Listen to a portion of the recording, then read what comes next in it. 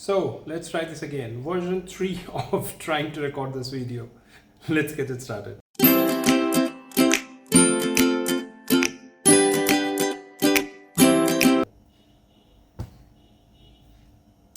Like I said, I tried 3 times.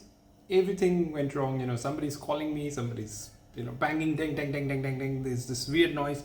Finally, I hope this video goes as planned. So very quickly, let's start with the 3 world news, top world news in Web3 industry, and then of course cover the Indian world, so Indian Web3 news.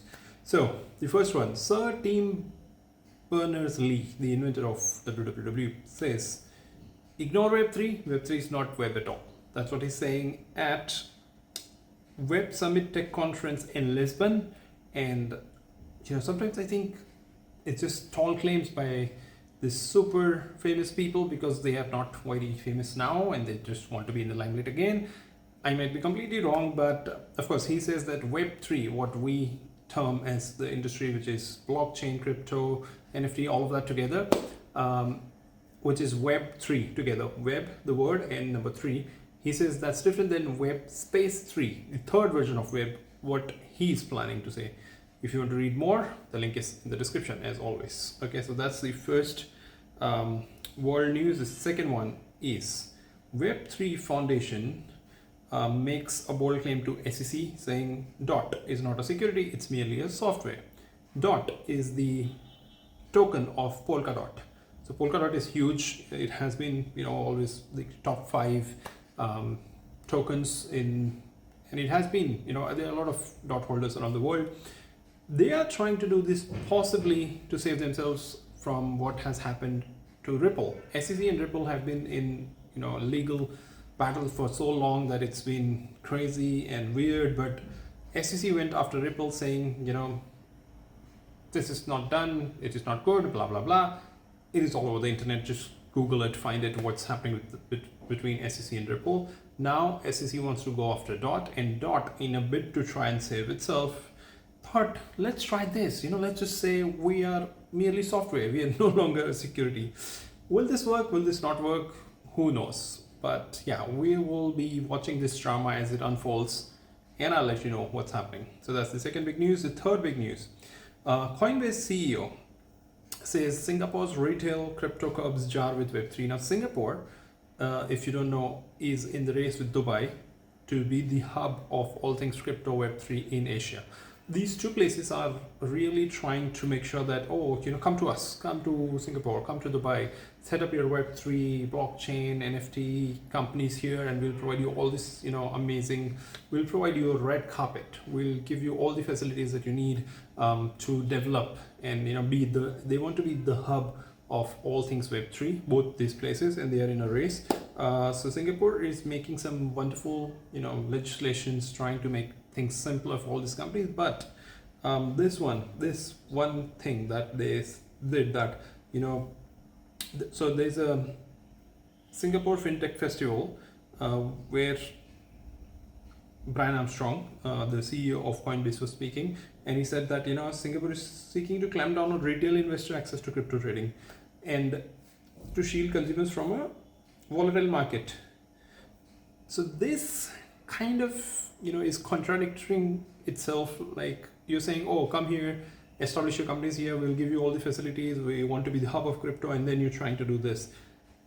Agreed, but then I think investor protection is a big deal, and that should be so. Singapore, I don't know how they will navigate through this thing, but I hope they do, because Brian Armstrong is an influential person, Coinbase CEO. So if he says something, you have to pay attention to that guy. So yeah, that's 3 Web3 world news. Now we'll move to the Indian news, because I always, if you've not subscribed to the channel yet, it would be wonderful if you can. If you're new to the channel, just if you like what I do, and if you think this is informative, you can share it with people that are interested into Web3 or crypto news. So with that, let's move to the Indian news. The first Indian news. India needs its voice for crypto after Bharat Web3 Association comes into existence. That's what they're saying. So Indian Web3 companies or crypto companies, they kind of, make some associations. So the first one was BACC, it was Blockchain and Crypto Assets Council of India. India's crypto, industry had formed this body, which got dissolved after just 4 months, and now they have come up with another one, which is called Bharat Web3 Association. So, will this also get dissolved? Will this also, have no impact? Like, it is good for them to come together, all the players to come together, so that they can lobby with the government, they can try and get things done what they want to, they can make some positive changes for the industry. But it has not worked once. Will it work now? Again, the link is in the description. Read more, go and have knowledge about what's happening. The second big news from India: high taxes can kill the crypto industry in India, CZ cautions. We just had Coinbase CEO, now we have Binance CEO saying something. So, CZ on Indian crypto taxes. Where was this guy speaking? He was speaking also in the Singapore FinTech Festival. Now, Singapore and India are very close. There are a lot of Indians in Singapore. Of course, this question came up, and so CZ is there. Brian Armstrong is there. This seems like one big event, which I had no idea of. But yeah, there's a lot of events happening in crypto web space around the world. A lot of them in Singapore and Dubai, as always.